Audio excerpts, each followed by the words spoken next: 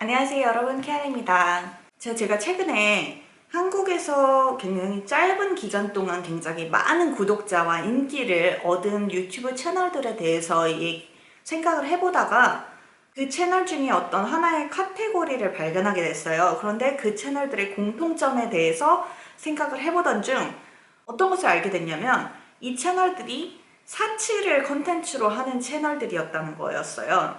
예를 들어서 뉘앙스 자체가 약간 이런 컨텐츠더라고요.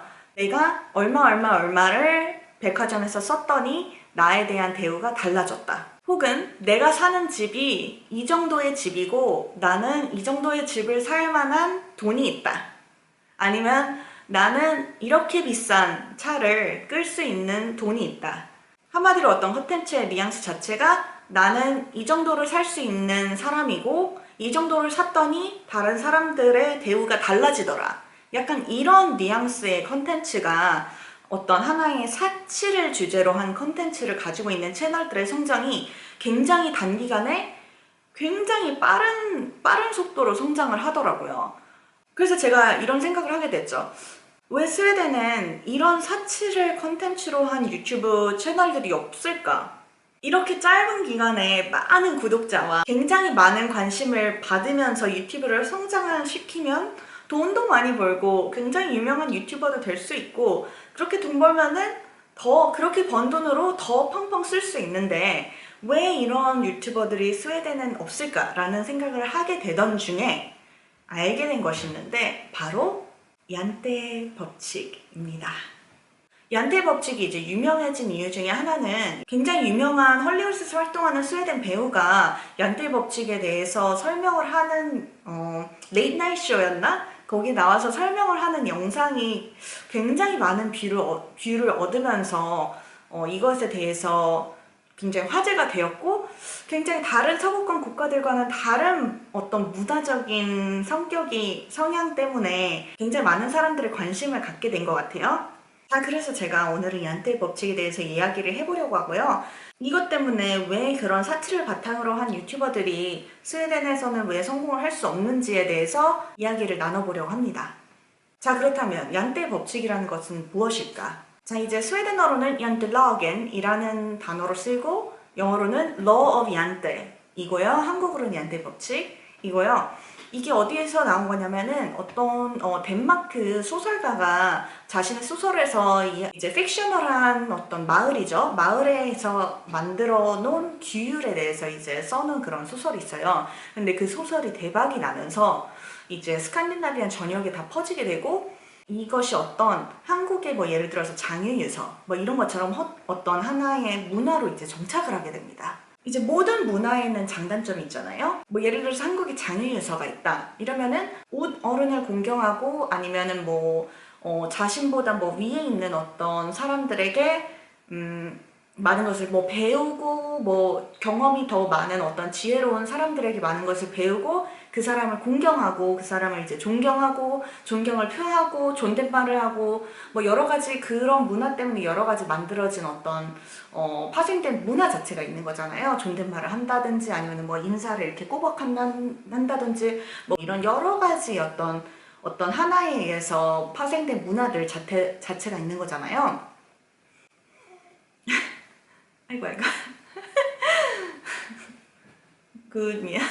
그래서 이제 모든 그런 문화들에는 장단점이 있듯이 뭐 가령 장유유서 때문에 지혜가 많은 사람으로부터 전해 내려오는 어떤 삶의 지혜나 어떤 지식 같은 것을 배울 수 있는 반면에 뭐 그런 것이 어떤 식으로 뭐 확대가 되다 보니 상하 관계가 생기고 뭐 그런 여러 가지 이제 장단점이 어떤 하나의 문화에는 장단점이 있을 수가 있는 거잖아요. 그래서 제가 오늘 얀드 락인에 대해서 얘기를 하면서 장점과 단점을 모두 이제 설명을 해봐 드리려고 해요. 자, 우선 이제 love 얀드에 대해서 제가 말씀을 드릴게요. 첫 번째 룰, you're not to think you're anything special. You're not to think you're as good as we are. You're not to think you're smarter than we are. You're not to imagine yourself better than we are. You're not to think you're more than we do. You're not to think you're more important than we are. You're not to think you're good at anything. You're not to laugh at us. You're not to think anyone cares about you. You're not to think you can teach us anything. 이거는 이제 이 소설에 나온 그런 룰이고요. 뭐 예를 들어서 스웨덴인들이 뭐 이것을 어렸을 때부터 뭐 10가지 10계명 뭐 이러면서 막 이렇게 배우면서 자라고 그건 아닌데, 여기에서 이제 어떤 문화적으로 파생된 어떤 근본적인 마음가짐이라고 할까? 어떤 포인트 자체는 이제 기저에 깔려 있는 건 맞는 것 같아요. 그런데 이걸 어떤 식으로 이 사람들이 문화적으로 정착을 시켰냐면 평등 사상으로 이제 정착을 시킨 거죠. 그래서 만약에 너가 어떤 성공을 거뒀거나 어떤 사회적인 지위나 위치에 있거나 아니면 어떤 만큼의 부를 성취하더라도 너는 그것 때문에 이 어떤 다른 사람보다 우월한 사람은 아니다. 모든 사람이 평등하다. 너의 성공은 인정은 하지만 그렇다고 너가 어떤 다른 사람들보다 우월한 사람이라는 뜻은 아니다. 약간 이런 식으로 이제 문화가 정착이 되어 있답니다. 이제 이 10계명을 모든 사람들이 막 이렇게 세뇌를 당하고 막 이건 아니고요. 한국의 뭐 이런 문화처럼 뭐 우더른을 공경을 해야지 그냥 이런 식으로 생각하는 어떤 마음가짐, 그냥 평소에 있는 그런 어떤 사고방식, 그것처럼 생각을 하시는 게 더 좋을 것 같아요. 우선 딱 하나 짚고 넘어갈 것은 이 스웨덴인들이 어떤 성공이나 성취를 무시를 하는 것은 아니에요. 성공이나 성취는 인정은 하되 그것 때문에 너가 이 다른 사람들보다 우월한 것은 아니다 라는 거지, 이 사람들이 아예 그냥 성공 자체를 나쁜 것이다 라고 생각한다는 의미는 아니거든요. 그거는 이제 제가 꼭 짚고 넘어가고 싶은 부분이고, 잠깐 여기서 영상을 멈추고 텍스트를 읽어주세요. 자, 이제 장단점에 대해서 말씀을 드려볼게요.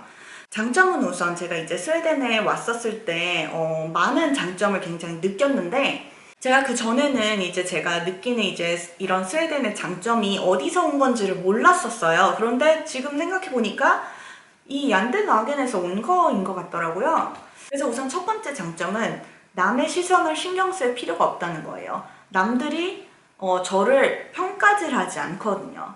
그래서 남의 시선을 절대 신경을 쓸 필요 없고 그냥 나는 내가 사는 대로 살면 돼요. 내가 살고 싶은 대로 살면 돼요. 뭐 예를 들어서 한국에는 자기가 이제 성취해 놓은 어떤 아니면은 뭐 어떤 지위 뭐 이런 거에 대해서 굉장히 평가를 많이 받고, 직업, 뭐 학력, 뭐 재산, 아니면은 뭐 집, 차, 뭐 부모님의 지위나 재산, 심지어 뭐 아니면 직업이라든가 뭐 여러 가지에 대해서 어떤 평가의 잣대를 이렇게 약간 가지고 있다?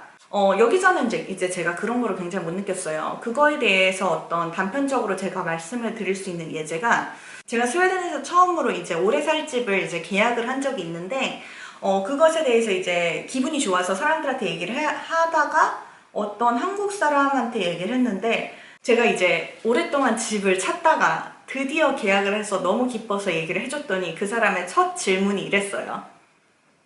자가니? 자가야? 자가냐? 월세냐? 그 다음에 제가 답변을 한 후에 그 다음에 이제 물어봤던 질문이 네 명의로 했니? 누구 명의야? 제가 이 질문을 듣고 진짜 사실 되게 충격적이었어요. 아니, 내 명이면 어떻고 다른 사람 명이면 어떻고 그걸 내가 왜 너한테 얘기를 해야 되지? 약간 이런 생각이 들었는데 어떻게 보면 이해가 될 것 같아요. 그런데 예를 들어서 만약에 그런 식으로 집을 계약했다고 하면 그런 질문은 스웨덴 사람들은 묻질 않거든요. 그러니까 그런 어떤 이미 성취에 대한 평가를 내가 할 거라는 것이 약간 근저에 깔려있는 그런 거는 이제 볼 수가 없어요. 그래서 여기서는 너가 뭐를 어떻게 하든 별로 관심이 없고, 그리고 네가 얼마나 뭐 돈을 가지고 있고 돈을 뭐 얼마나 사치를 하고 뭐 뭐 월세 아니고 자가로 뭐 집에 살고 뭐 이래도 그래도 뭐 너는 어차피 나랑 똑같은 인간이다. 그냥 인간이다. 같은 인간이다. 이런 생각이 있기 때문에 별로 이렇게 사람들이 뭐 별로 그런 걸로 막 자랑하려는 사람들도 없고, 뭐 그런 걸 자랑해서 막 부러워하는 문화도 없고, 뭐 그런 것 때문에 뭐 누가 뭐 부러워해서 뭐 질투하고 뭐 이런 것도 없고, 그래서 그런 것 때문에 평가나 그런 거 하는 사람들도 많이 없고요. 그리고 두 번째는 허세나 사치가 적다는 거예요. 오늘 말씀드리는 주제와 같이 이런 한국에서 유명해지는 단기간에 굉장히 많은 사람들의 관심을 얻을 수 있는 사치를 바탕으로 한 유튜버들, 이런 식으로 허세를 하는 사람들이 없는 거예요. 그리고 그런 허세를 하면 오히려 그냥 사람들이 되게 의아하게 생각해요. 저 사람은 왜 저럴까? 왜 이렇게 보여주려고 하지? 약간 그냥 나랑 사고방식이 그냥 다른 사람? 약간 그냥 그런 식으로 받아들일 뿐이고, 그것을 어떤 이렇게 허세를 하는 사람인가 보니까 굉장히 돈이 많은 사람인가 보다, 와, 이런 식으로 생각하지 않고, 이렇게 허세하는 사람들이 없으니까 그냥 허세하는 사람들이 있다고 하면 그냥 뭐지? 그냥 의아해하는 정도? 그래서 그런 거 자체가 콘텐츠가 될 수가 없는 거죠. 그런 사치를 해서 부러움을 사는 어떤 콘텐츠 자체가 성립이 될 수가 없는 문화인 거죠, 한마디로. 그리고 세 번째 장점은 이제 제가 가장 좋아하는 장점인데, 두 번째도 제가 가장 좋다고 했나요? 세 번째는 제가 이제 가장 좋아하는 장점인데, 바로 갑질이 없다입니다. 이것이 어떤 내가 너보다 더 부유하기 때문에 나는 너보다 더 우월하다라는 사고방식 자체가 없기 때문에, 그런 사고방식을 좋아하지 않는 사람들이기 때문에 갑을 관계가 없어서, 뭐 예를 들어서 한국에서 뭐 경비원 분에게 뭐 입주민이 뭐 어떻게 해서 그분이 뭐 숨을 거두시고, 약간 뭐 그런 식의 어떤 황당한 갑질 뭐 이런 게 전혀 없어요. 예를 들어서 스웨덴에 대해서 생각할 때 굉장히 유명한 것 중 하나가 뭔가요? 국회의원이나 정치인들이 자전거 타고 다니는 거, 이런 거 굉장히 유명하죠.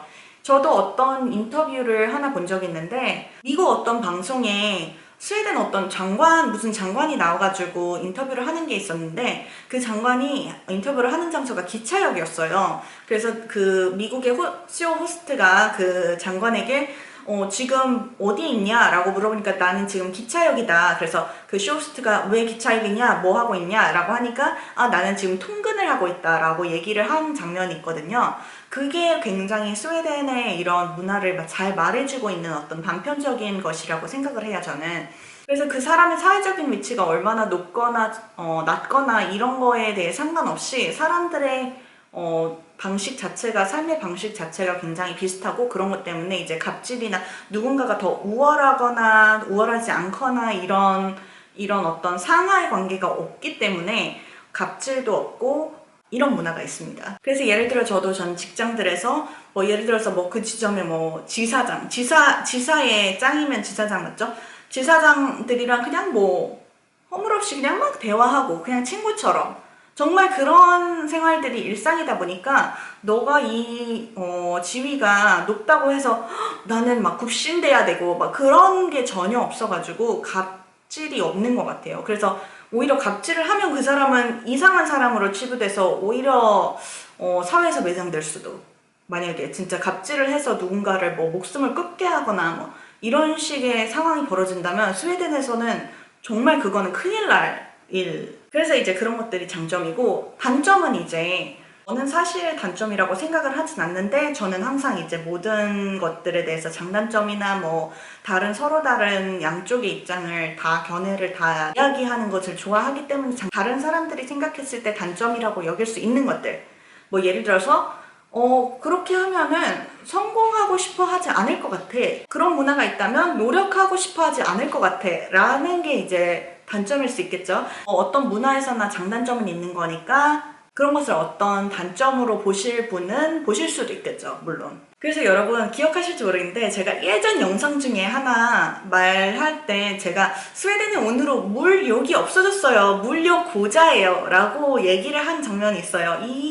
이거 기억하실지 모르겠는데, 제가 물욕 고자가 된 이유가 바로 이 얀텔라겐에 있는 게 아닌가, 이제서야 최근에서야 깨닫게 됐어요. 왜 내가 스웨덴에 온 후로 무료 고자가 됐을까? 이게 바로 스웨덴 기저에 깔려있는 이런 얀테 법칙이라는 것에서 비롯된 거구나 라는 것을 최근에 깨닫게 됐습니다. 그래서 여러분, 제가 제 채널에서 사치 안 하더라도 저 무시하지 말아주세요. 장난이고요, 여러분. 그런 것 때문에 무시할 분이라면 제 채널 구독도 안 하셨겠죠. 제 생각에 제 채널 구독자들은 좋은 분들만 있는 것 같더라고요. 자, 그래서 여러분 오늘은 얀테 법칙에 대해서 이야기를 해봤고, 그렇다면 여러분 궁금한 게 있을 것 같아요. 어떤 문화든 좋은 것으로 치부되는 어떤 스테이러스라는 게 있기 마련이잖아요. 어떤 식으로는 어떤 형태로든. 하지만 그것이 이제 스웨덴에서는 부나 이제 사회적 지위는 아닌 거죠. 그렇다면 스웨덴에서는 뭐가 스테이러스의 메저먼트일까요? 한국에서는 뭐 부나 학력, 뭐 직업, 사회적 지위, 부모님의 재산 아니면 본인의 자산 뭐 이런 것들이 어떤 나의 스테이러스를 보여주는 것의 반증이라고 볼 수 있을 것 같은데, 그렇다면 스웨덴에서는 뭐가 도대체 그런 스테이러스를 보여주는 반증일까 궁금하지 않으신가요? 궁금하시다면 댓글에 알려주세요. 그럼 제가 다음 영상에 그걸 만들어 드릴게요. 자, 그럼 여러분 구독, 좋아요, 알림 설정까지 잊지 마시고 저는 그럼 다음 영상에서 만날게요. 그럼 여러분 오늘 봐주셔서 감사하고 다음 영상에서 만나요. 안녕!